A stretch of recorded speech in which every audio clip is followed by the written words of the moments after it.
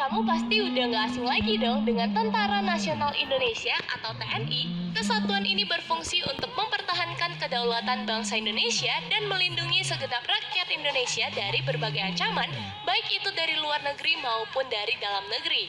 Nah, kamu harus tahu nih, kalau ternyata TNI itu punya beberapa pasukan elit yang kemampuannya jauh di atas pasukan biasa loh. Pasukan elit ini berisi prajurit-prajurit terbaik yang telah menjalani seleksi luar biasa ketat. Jadi, gak heran kalau mereka bisa melumpuhkan musuh dengan cepat dan juga efektif.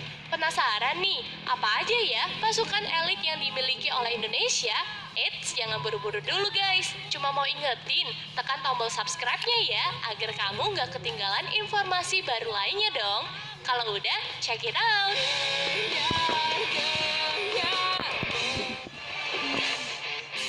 Kopassus. Kopassus adalah akronim dari Komando Pasukan Khusus yang berada di bawah Komando TNI AD. Dengan moto berani, benar, berhasil, Kopassus mempunyai tugas untuk menghancurkan logistik musuh, anti-teror, operasi intelijen khusus, menumpas pemberontakan, dan masih banyak lagi. Beberapa tugas yang pernah dilakukan oleh Kopassus antara lain penumpasan DITII, operasi Trikora, dan pembebasan sandera dari perampok Somalia.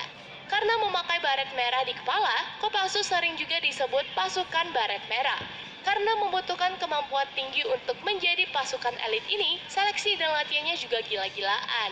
Seorang calon prajurit Kopassus harus sanggup menahan neraka dunia, seperti bertahan hidup di alam liar, berenang melintasi selat, dan menahan siksaan jika tertangkap di kamp tawanan.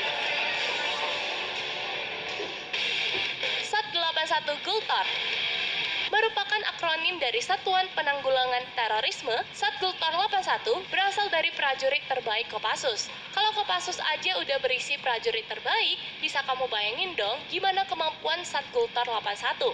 Awal berdirinya, pasukan elit ini bertujuan untuk mengantisipasi tindakan pembajakan pesawat yang banyak banget terjadi di era 70-an dan 80-an. Komandan pertama Sat Gultor adalah Mayor INF Luhut Binsar Panjaitan, dibantu wakilnya Prabowo Subianto. Mereka dikirim ke Jerman untuk mempelajari spesialisasi penanggulangan teror kepada GSG 9, salah satu pasukan elit Jerman. Setelah kembali ke Indonesia, mereka pun menyeleksi anggota terbaik Kopassus untuk masuk ke Sat Gultor 81. Satuan ini sendiri punya moto, tidak diketahui, tidak terdengar, dan tidak terlihat. Dan Bravo, Detasemen Bravo 90. TNI AU juga punya pasukan elit loh, yaitu Den Bravo 90. Korps ini terbentuk dari anggota pasukan khusus AU yang sudah diseleksi ketat. Meskipun pasukan ini terbilang muda karena baru didirikan tahun 1990, kemampuan mereka tidak bisa dianggap remeh.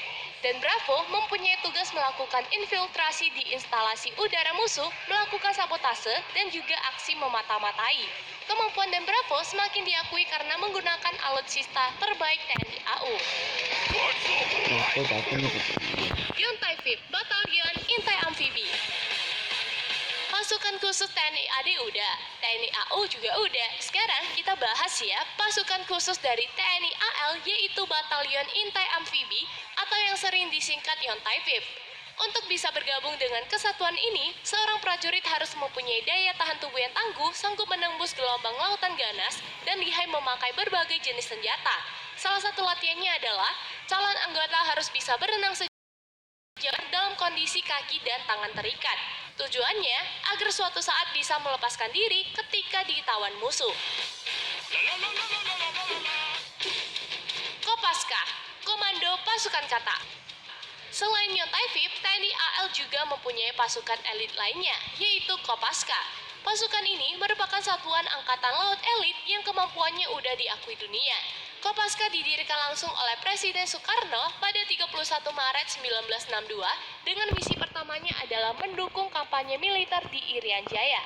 Untuk bisa menjadi seorang anggota Kopaska, prajurit TNI AL harus telah bertugas dalam jangka waktu lama dan memiliki ketahanan fisik dan inteligensi luar biasa. Setelah lolos, calon Kopaska akan dilatih lebih intens selama berbulan-bulan. Yang lebih bikin kagum, Kopaska nggak hanya jago di lautan, tapi juga handal di darat dan di udara.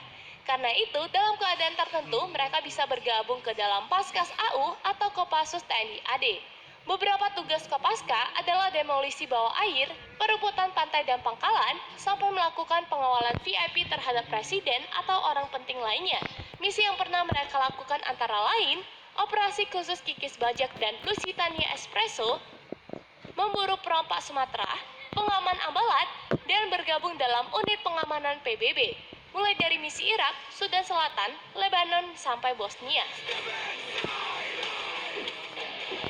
Denjaka, Detasemen Jalamangkara.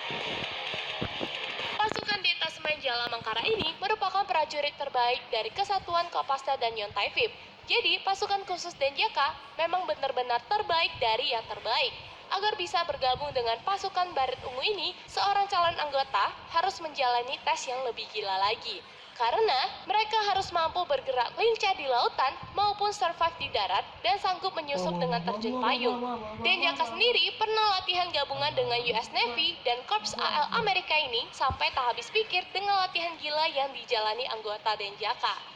Salah satu prestasi dari pasukan elit ini adalah ketika berhasil membebaskan awak kapal MV Sinar Kudus yang disandra oleh perompak Somalia pada tahun 2014.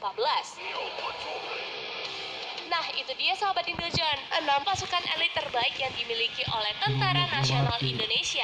Gak heran, meskipun alutsista kita gak secanggih negara barat, tapi kemampuan para prajuritnya begitu diakui oleh negara maju loh. Bravo TNI! Kalau kamu punya saran lain, tulis di kolom komentar.